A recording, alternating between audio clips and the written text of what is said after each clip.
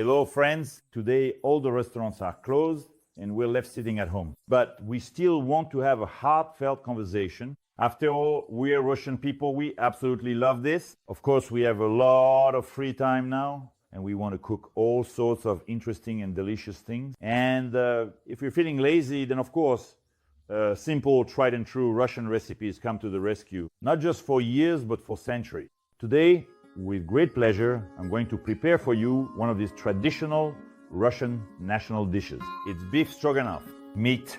And what kind of meat, what Russian cuisine would be complete without vodka? And before I start making beef stroganoff, of course, it's best to chill the vodka first. So, while the vodka is chilling, my friends, we'll start making beef stroganoff. Beef stroganoff, like borscht, has an unbelievable number of recipes. I'll show you the simplest recipe using ingredients you can buy at any store within 100 meters. Beef meat, you don't have to buy tenderloin. Tenderloin is quite expensive, but I think you can use any steak, any cut of beef. It could be sirloin, also known as strip loin. It could be ribeye, which is the thick cut, or it could be the rump. In other words, believe me, there's plenty of meat on a steer. So beef meat, champignon mushrooms, onions, crispy fried onions, cornichons, heavy cream. But as for heavy creamer, you can use 10%, 12%, 22%, or 33% cream. I won't be adding sour cream. I don't really like the acidity of sour cream, specifically in the beef stroganoff recipe. And I also don't always like that sour cream can sometimes separate. So in this case, for me at least, I think cream is the best choice. So it's all very simple. Cut the meat into strips and slice the champignons thinly. And we'll also finely chop the onion. By the way, I won't be serving the beef stroganoff with buckwheat since I didn't stock up on it, but with mashed potatoes. So just as you wrote, I made classic mashed potatoes. What is classic mashed potatoes? So basically you boil the potatoes in water, then add warm cream and butter to them. And then using the traditional grandmother's method, you start mashing them. That gives us classic mashed potatoes. We cut the meat into medium-sized strips.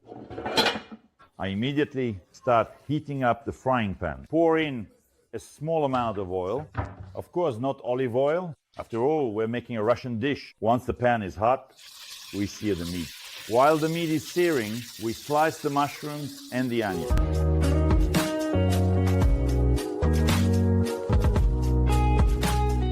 You can decide for yourself how much onion and mushrooms to use. I like to have a lot of heat onion and mushrooms mixed together with the meat. Well, that's just what I like, especially since today we're having it with a little vodka. Don't skimp on the onion, don't hold back. The meat needs to be seared really well.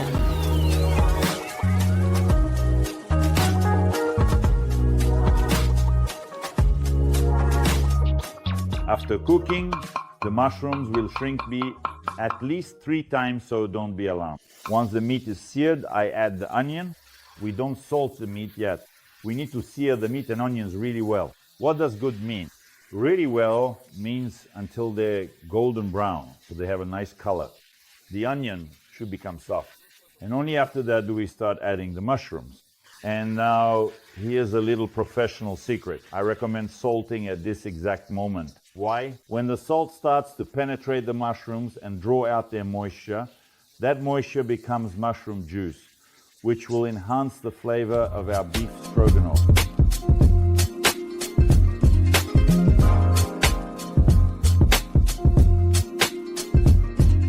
Look, you can see how the mushrooms are starting to release their juice here, as I mentioned before. This is the mushroom juice, and now we start adding the heavy cream. And if you feel there isn't enough cream, or if you think the meat you used isn't the best cut, as I mentioned before, you don't have to use tenderloin.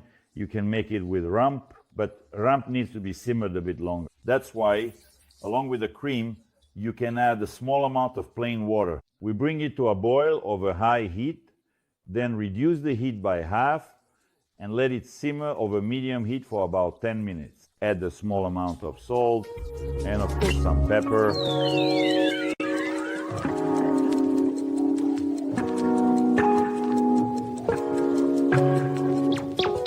So 10 minutes have passed. As I promised, the meat is ready. Some people like their beef stroganoff dry. What does dry mean? It means there isn't much sauce, let's say, and there's more meat and mushrooms.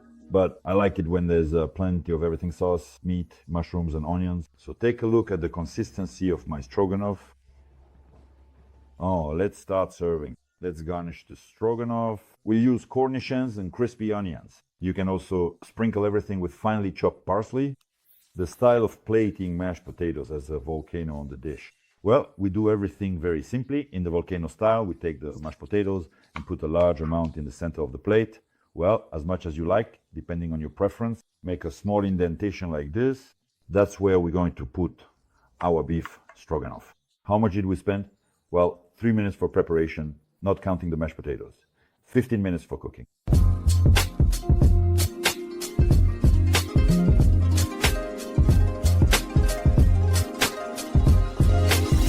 Don't skimp on the meat for yourself. Now we garnish with gherkins.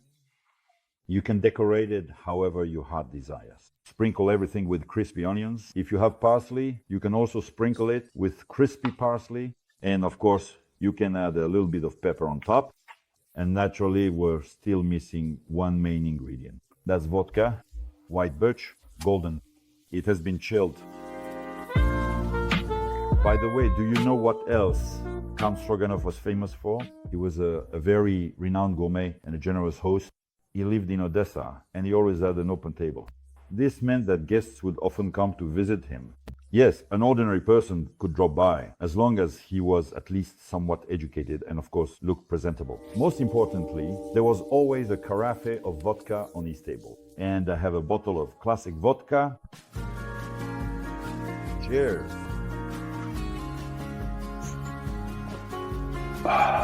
Delicious. And now it's gonna get even tastier.